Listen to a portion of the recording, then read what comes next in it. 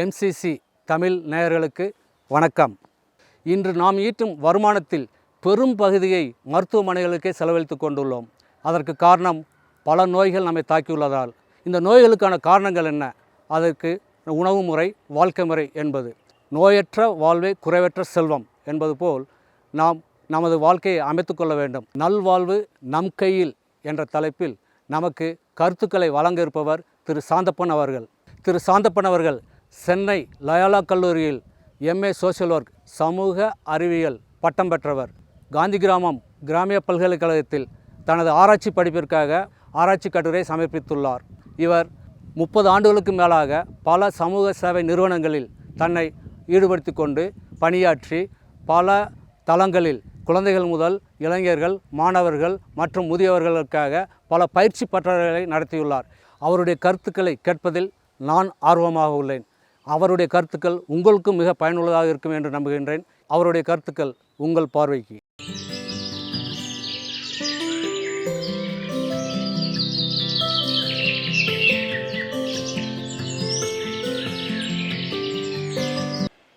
MCC Tamil நேயர்களுக்கு என் அன்பார்ந்த வணக்கம். புறநானூற்று தாய் முதல் நாள் போரில் தந்தையை பறிகொடுத்து விட்டு, 2ஆம் நாள் போரில் தமையனை பறிகொடுத்து விட்டு, 3ஆம் நாள் போரில் கணவனை பறிகொடுத்து விட்டு, 4ஆம் நாள் போருக்கு யாரை அனுப்புவது என்று தேடி பால் மனம் மாறாத பச்சிளம் குழந்தை தன் மகனை போர் முனைக்கு அனுப்பியதாக இலக்கியத்தில் படிக்கிறோம். இது 2000 ஆண்டுக்கு முந்தைய இலக்கிய குறிப்புகளில் காண கிடைப்பது. இன்றைக்கு நம்ம நிலைமை என்ன?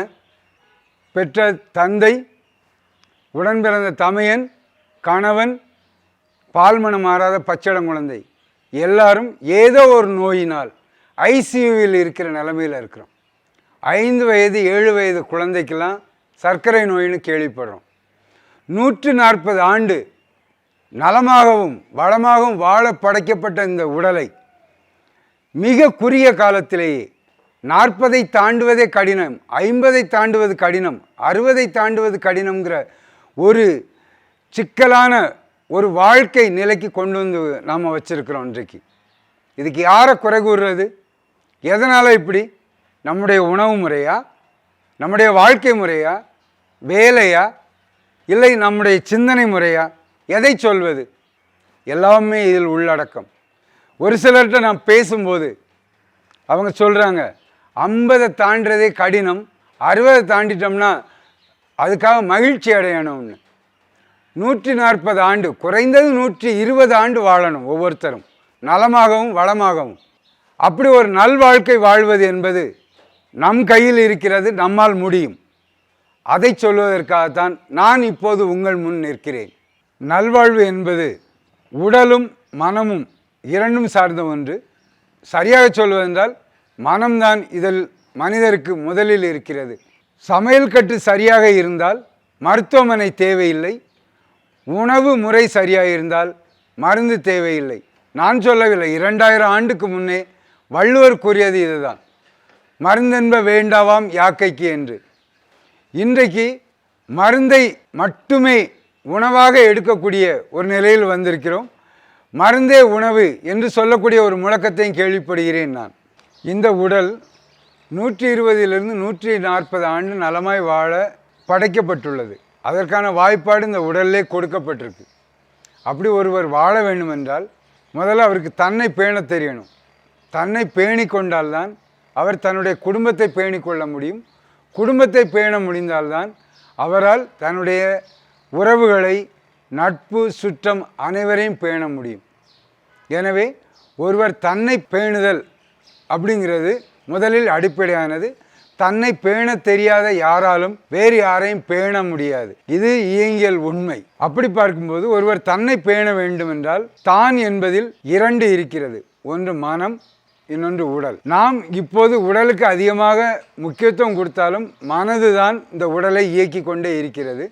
இருந்தாலும் மனதை நான் 2வது இடத்தில் வைத்துவிட்டு முதல்ல இந்த உடலை பேணுதல் அப்படிங்கிறதுக்கு நான் வர்றேன். இப்போ உங்களால் அல்லது நம்மால் நமது உடலை பேண முடிந்தால் மட்டுமே நாம் பிறரை பேண முடியும். அப்படி என்றால் நம்மை பேணுவது எவ்வாறு அப்படிங்கிறது நமக்கு நல்லாவே தெரிஞ்சிருக்கணும்.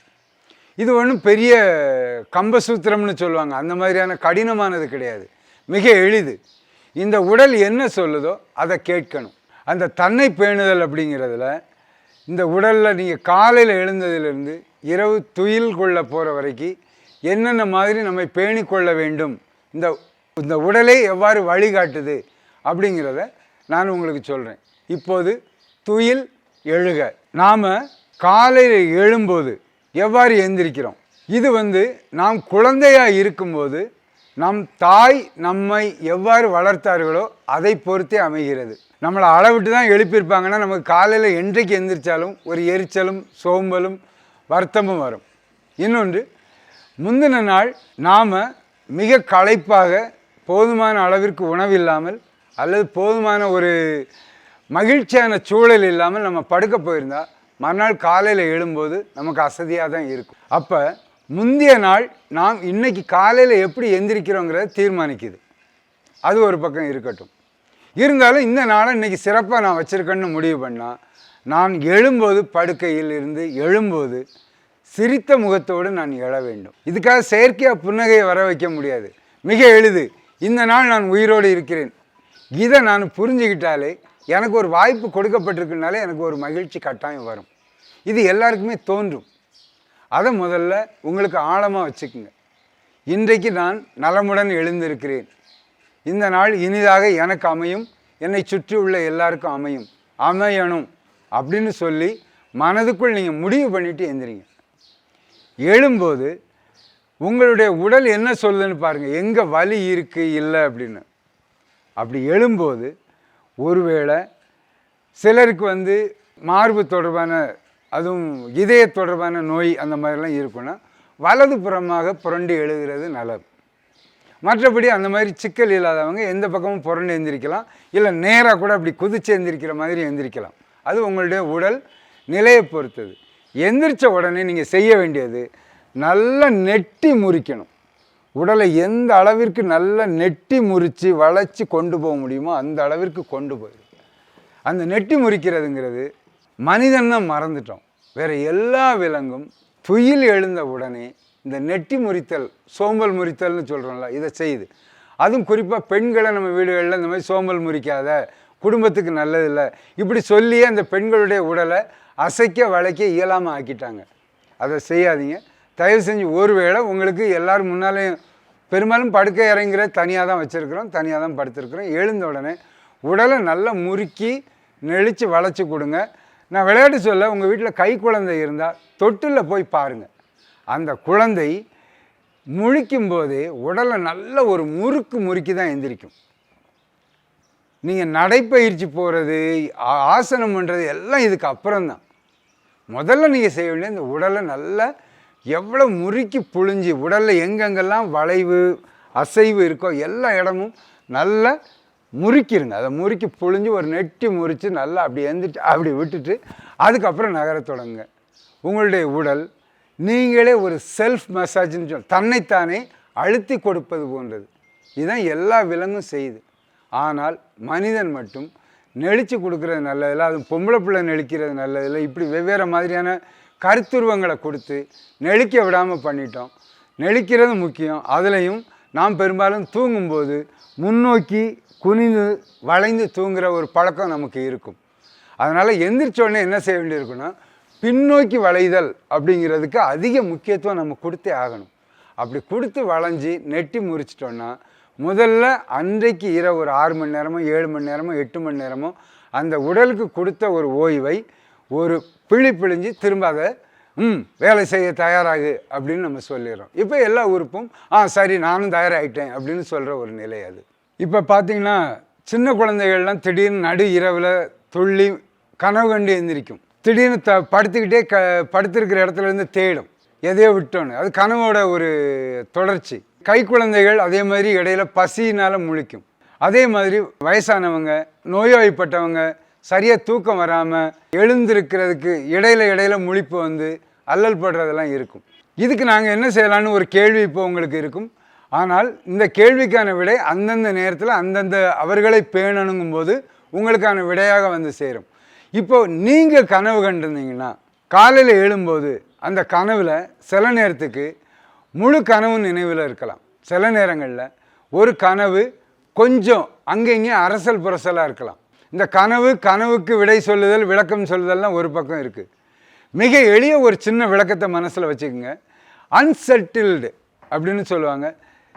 முந்தைய நாளில் எதெல்லாம் உங்களுடைய உடல், அதாவது உங்களுடைய நினைவிலிருந்து நீங்கள் இன்னும் நன்றாக செய்து முடித்து விட்டேன்னு ஒரு முடிவுக்கு வந்து அமைதிப்படலையோ அவையெல்லாம் உங்களுடைய மனதில் மேல் எழுந்து உங்களுக்கு கனவாகவோ ஒன்றுக்கொன்று தொடர்பு இல்லாமலோ நிறைய செய்திகளையோ அல்லது விஷயங்களையோ அப்படியே கோர்த்து தரும்.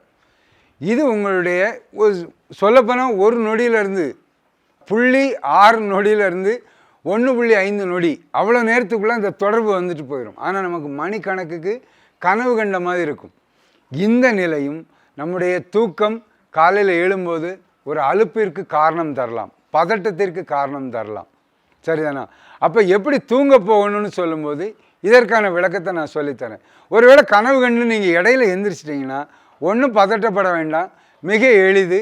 இடையில நீங்கள் எந்திரிச்சிருந்தீங்கன்னா ஒரு குவளை தண்ணீர் குடிச்சிட்டு கொஞ்சம் ஆழமாக மூச்சு எடுத்துட்டு பழையபடி வலதுபுறமாகவோ இடதுபுறமாகவோ சாஞ்சி படுத்துருங்க. மீண்டும் நீங்கள் தூங்க தான் போகணும். இடையில் எழுந்தால் நான் சொல்லும் துயில் எழுக காலையில் நீங்கள் குறைந்தது 7 மணி நேரம் உங்கள் உடலுக்கு ஓய்வு கொடுத்ததற்கு பின் எழுவது. இதுக்கு இடையில் எழுவதற்கு காரணமே கிடையாது. சிலர் எனக்கு அடிக்கடி ஒன்றுக்கு வருதுன்னா, நாம் சின்ன வயசுலேருந்து நம்முடைய சிறுநீர் தாரை அதேமாதிரி சிறுநீர் பை இதை போதுமான அளவு விரிய விடாமல் தேவையான அளவு தண்ணீர் குடிக்காமல் நம்ம தூக்கத்தை கெடுக்கிற ஒரு நிலையிலே வாழ்ந்ததுனால இடையில் நாம் எந்திரிக்கிற ஒரு தொல்லையில் ஆட்பட்டு இருப்போம். இந்த தொடர்ச்சியில் தொடரில் சொல்லி வர்ற மாதிரி ஒவ்வொன்றையும் நீங்கள் கடைப்பிடிக்க தொடங்கினா படுக்க போனால் காலையில் அடித்து எழுப்புனா தான் எந்திரிப்பீங்கிற அளவுக்கு நிம்மதியான தூக்கத்தை நீங்கள் சந்திப்பீர்கள். அதற்கு நான் ஒரு பக்கம் உத்தரவாதம் தரேன். இப்போ நீங்கள் திடீர்னு கனவுலேருந்து எழுந்தாலும் சரி, கனவு இல்லாமல் நல்ல ஆழ்ந்த தூக்கத்திலிருந்து எழுந்தாலும் சரி, இல்லை 3 மணிக்கு தான் படுக்க போனேன், அவசர வேலை 6 மணிக்கு நான் இப்போ எந்திரிக்க வேண்டியதாயிடுச்சு, நான் எந்திரிக்கிறேன்னு சொன்னாலும் சரி, இந்த உடலை நெட்டி முறித்து சோம்பல் முறித்து கொடுத்து நீங்கள் எழுந்து உங்களுடைய வேலையை தொடங்குவதும், அதற்கு முன் இந்த நாள் எனக்கு இனிய நாள், நான் உயிரோடு இருக்கிறேன் அந்த நன்றி உணர்வோடு எழுவதும் உங்களை அந்த நாள் முழுக்க மிகச் சிறப்பாக இயங்க வைக்கும். இன்றைக்கு வாழ்க்கை முறை பெருமளவுக்கு முன்னால் இருந்ததுலேருந்து மாறி இருக்கு. அதுவும் இந்த தொழிற்புரட்சி இப்போ இருக்கக்கூடிய கம்யூனிகேஷன் டெக்னாலஜின்னு சொல்லக்கூடிய ஒரு 400 ஆண்டுக்கு இடையில், பிறகு ஒரு 200 ஆண்டுக்கு இடையில், இப்போ எடுத்தால் ஒரு 30 ஆண்டுக்கு இடையில் வாழ்க்கை ஒரு மாதிரி ரொம்ப வேகமாக வாழ்க்கை மாறி போயிருக்குது. தொழிற்புரட்சி காலத்தில் 2 ஷிஃப்ட்டு 3 ஷிஃப்ட்டுன்னு வச்சுருந்தாங்க. அப்போ நைட் ஷிஃப்ட்டுன்னு ஒன்று இருக்கும், இரவு நேர வேலைக்குன்னு போகிறவங்க இருப்பாங்க. ஆனால் இப்போ ஐடின்னு ஒன்று வந்ததுக்கு பிறகு இரவு வேலை செய்கிறதே ஒரு பக்கம் இருக்குது. இது போன்ற துறைகளில் வேலை செய்கிறவங்க இரவில் உட்காந்து வேலை செய்கிறதே அவங்களுடைய ஒரு வேலையாக வச்சுருக்குறாங்க. இந்த மாதிரி ஆட்களுக்கெல்லாம் இந்த துயில் எழுக எப்படி இருக்கும் அப்படிங்கிற ஒரு கேள்வி மனதில் எழுவது இயல்பு. இப்போ இந்த உடலுக்கு ஓய்வு அப்படிங்கிறது நான் ஏற்கனவே சொன்ன மாதிரி முந்தைய நாள் உண்ட உணவு, முந்தைய நாள் செய்த வேலை இதுதான் தீர்மானிக்குது. அப்போ நம்ம வாழ்க்கையை பொறுத்தவரையில் இயற்கை நமக்கு கொடுத்துருக்கிறது 2 லட்சம் ஆண்டாக நம்ம கடைப்பிடிச்சு வர்றதுங்கிறது மாலை சூரியன் அடையும் போது நாமும் அடைய செல்வது, சூரியன் எழும்போது நாமும் எழுந்து விடுவது. இது இயல்பான வாழ்க்கை முறை. எல்லா உயிர்களும் பகலில் வாழக்கூடிய உயிர் பின்பற்றுறது. ஆனால் நாகரிகம் அடைஞ்சு 2000 ஆண்டுக்கு மேலே தமிழ்க்கு ஒரு நல்லுலகில் மக்கள் வாழ்ந்துக்கிட்டு இருக்கிறோம். அப்படிங்கும்போது இங்கே தூங்கா நகரம்னு மதுரைக்கு ஒரு பெயரே உண்டு. அப்போ ரொம்ப காலத்துக்கு முன்னாலே விடிய உட்காந்து வேலை செய்கிறது, வணிகம் தொடர்பாக அலைகிறது, இப்படிலாம் மக்கள் மாறத் தொடங்கிட்டாங்க. இந்த இரவு தூக்கம் கெடுறதுனால ஒருவேளை இன்றைக்கு நமக்கு சில பாதிப்பு வரலாம். ஆனால் 40,000 ஆண்டு நாம் தொடர்ந்து இதே மாதிரி தூங்காமல் உட்காந்து வேலை செஞ்சோம்னா நம்ம இரவும் பகலும் வாழக்கூடிய விலங்காக கூட மாறுறதுக்கு வாய்ப்பு இருக்குது. ஆனால் அதுக்கு இடையில் நிறைய பாதிப்பு இந்த உடலுக்கு வருவதற்கு வாய்ப்பு அதிகம். நிறைய வர்றதை நான் பார்த்துருக்குறேன். அந்த மாதிரி நோயாளிகளை குணப்படுத்துறதுலேயும் நான் இறங்கியிருக்கிறேன். இப்போ நம்ம என்ன செய்கிறது? இன்றைக்கி இரவில் உட்காந்து நான் வேலை செஞ்சே தான் தீர்வேன், எனக்கு அதை மாற்ற முடியாது அப்படிங்கிறது உங்களுடைய வாழ்க்கையாக இருக்குன்னா நல்ல நினைவு வச்சுங்க. நீர்மை கூழ்ம உணவுக்கு போயிருங்க. நீரில் வெந்தது, நீராவியில் வெந்தது, பழம், பழச்சாறு இது போன்ற மிக எளிதில் செரிக்கக்கூடிய உணவுக்கு போயிடுங்க. எப்போ தூங்க போகிறீங்களோ அப்போ குளித்தாலும் சரி குளிக்கலனாலும் சரி அது உங்கள் விருப்பம். ஆனால் தூங்க போகிறதுக்கு முன்னால் திட உணவு, இட்லி, தோசை அல்லது சோறு, நல்ல காய்கறி கூட்டு பயிரை வச்சு நல்லா வயிற்றுக்கு சாப்பிட்டுட்டு படுக்க போயிடலாம். நீங்கள் அப்படி செஞ்சீங்கன்னா உங்கள் தூக்கத்தை செரிமானத்துக்கு எடுத்துக்கொள்ளும். இந்த உடல் வாங்கிட்டு தன்னை ஓரளவு சரிப்படுத்தும். ஆனால் அதுக்கு எந்த மாதிரி தண்ணி குடிக்கணும், மற்ற நேரத்தில் வாழ்க்கை முறையை எப்படி வச்சுருக்கணுன்னு இருக்குது. ஆனால் ஒரு 6-7 நாள் அந்த மாதிரி இருந்துட்டு ஒரு மாதத்தில் மீதி 14 நாளாவது தொடர்ந்து இரவில் தூங்குறதுக்கு நேரம் கொடுக்கறது நல்லது. என்னை பொறுத்தவரையில் 11 மணிலேருந்து 3 மணி வரை ஆழ்ந்த தூக்கம் இந்த உடலுக்கு தேவைப்படுகிறது. 9 மணிக்கு படுக்க போயிடணும், காலையில் 3-3:30க்கு எந்திரிக்கணும். இதான் இந்த உடல் இப்போ வரைக்கும் வச்சிருக்கிறது. இதை மீறும்போது உடல் நோய்வாய்ப்படுகிறது. அது எனக்கு தெரிகிறது. நான் ஆட்களை அது தொடர்பாக பார்த்துருக்குறோம். அப்போ அவங்களுக்கு உணவு முறையை மாற்றும் போது அவங்களுக்கு ஏற்பட்ட பாதிப்பு குறைஞ்சி பெரிய சிக்கல் இல்லாமல் அவங்க வேலையும் தொடர்ந்துக்கிட்டு இதை புரிஞ்சுக்கிட்டு தேவையான ஓய்வும் கொடுத்துக்கிட்டு பெரும்பாலும் எண்ணெயில் பொரித்த உணவு எடுக்கிறத அவங்க வாழ்க்கையில் தவிர்த்துட்டாங்க. கடினமான உணவு வகையெல்லாம் எவ்வளவு தவிர்க்க முடியுமோ தவிர்க்கும் போது இந்த உடல் கொஞ்சம் மென்மையாக எளிதாக நோய்வாய்ப்படாமல் வாழ்ந்து கொண்டு இருக்கிறது. ஆக நாம் காலையில் தூங்க போகிறோமா இரவில் தூங்க போகிறோமா அப்படிங்கிறத பற்றிலாம் இப்போ கேள்வி இல்லை. நீங்கள் எப்போ தூங்க போகிறீங்களோ தூங்க போயிட்டு எழும்போது என்ன மனநிலை இருக்கணும், உடலுக்கு என்ன செய்யணும் செஞ்சால் அந்த நாள் உங்களுக்கு சிறப்பாக இருக்கணும். இந்த நாள் நான் நல்லபடியாக எந்திரிச்சிருக்கிறேங்கிற ஒரு நன்றி உணர்வோடையும் எனக்கு இந்த உடல் நல்லபடியாக இயங்கணுங்கிற அந்த நெட்டி முறித்து கொடுக்குறதோடு சேர்ந்து நீங்கள் அந்த நாளை ஒரு துயில் எழுதலாக கொண்டு நீங்கள் நகர்ந்தீங்கன்னா உங்களுக்கு அந்த நாள் நல்ல நாளாகவே அமையும் என்று வாழ்த்துகிறேன். இன்னொரு தலைப்பில் மீண்டும் சந்திப்போம் என்று கூறி விடைபெறுகிறேன். நன்றி, வணக்கம்.